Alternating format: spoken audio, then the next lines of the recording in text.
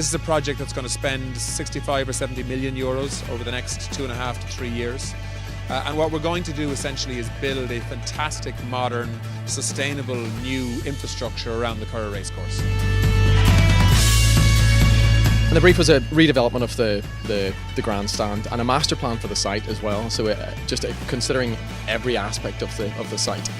So it was to cater for small days and large days, retain some of the intimacy of the existing Curragh Racecourse, and also I think something with it sufficiently sustainable to economically and environmentally.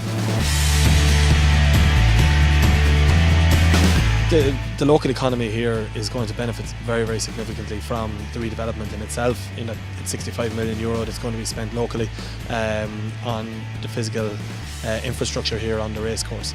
But in broader terms, in a couple of years' time, we're going to have a redeveloped Curragh Racecourse.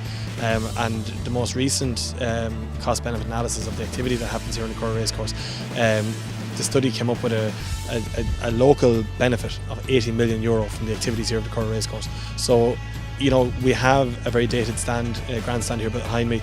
We have very outdated hospitality sector. That's where a lot of money is generated in the industry. Across the world, it is where it is. So if we don't redevelop this racecourse, Kildare will lose. At this stage now, we're going to have a number of public consultations with the neighbours, with the people who live on the Curragh, with people who live in the locality, with people who are interested in racing. And we want to outline them. We're going to have a few public meetings and sort of outline to people what we have in mind and see if we can get some inputs. We're not saying that we can please everybody in a process like that, but at least we want to be as open as we can. And if we can do that and get everything finalised, our plan is to have a planning application lodged by year end.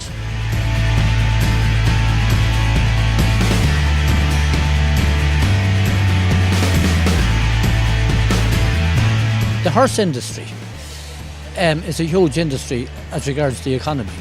We export all over the world. Our horses are known, both thoroughbreds and non-thoroughbreds are known all over the world for their quality and temperament and all the rest. So therefore, like, this is the spiritual home, as our county manager has said, of racing.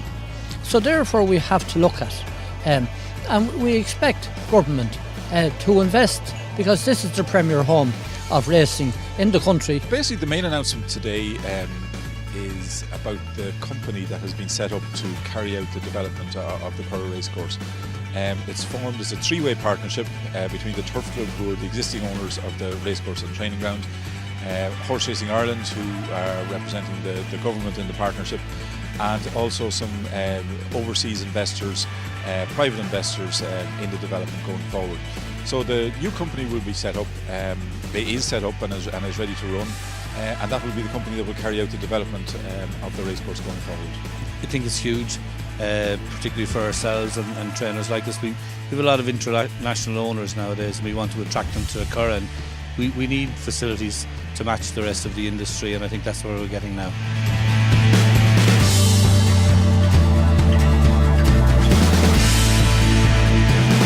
It's a great day, really. It's the launch of a new vision for the Curragh Racecourse, the home of flat racing in Ireland, the home of racing in Ireland. The Curragh Racecourse and the training grounds here are the spiritual home of horse racing in this country. And for many years, the stands in the Curragh have been in need of redevelopment. They were nearly redeveloped back in 2008, and then the economic crisis hit and plans were aborted. So the stands are, 60 years old, showing their age. And were never really an option to repair or renovate those. So what we're launching today is a new vision to establish a new company that will operate the Curragh Racecourse and the gallops here on the Curragh. But more importantly, we'll develop a new racecourse here, new stands, new parade ring, new stable yards, new facilities for the public and the racing professionals alike.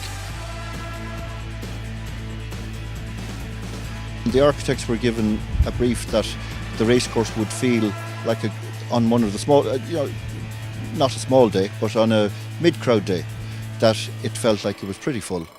And then it had to have the ability to expand for Derby weekend, Guineas weekend or Champions weekend.